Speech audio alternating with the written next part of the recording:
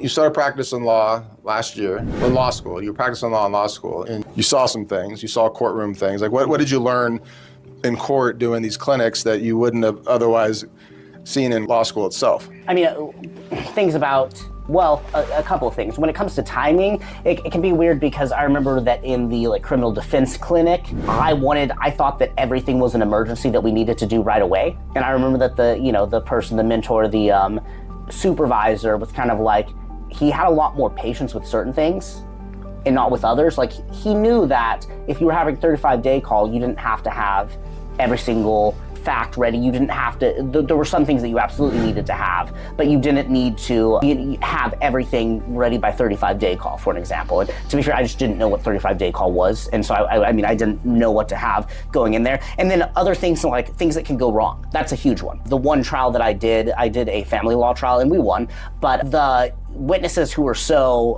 to use a big word, verbose, who were so talkative, who were so convincing when I talked to them one-on-one, when I interviewed them, all of a sudden they were in court and they were nervous. They kind of froze up, and I found myself being like, oh shoot, like I have to ask more questions to get that information out of them that they were readily throwing out there earlier. And then other things like just being prepared when it comes to like exhibits and things like that. You can, and this is something that you preach a ton, but you can never be too prepared going into trial. I mean, you have to have everything right there, everything ready, have a pocket memo in case they try to pull X move, have a motion in case they try to pull Y move, just being so prepared for every single possible scenario.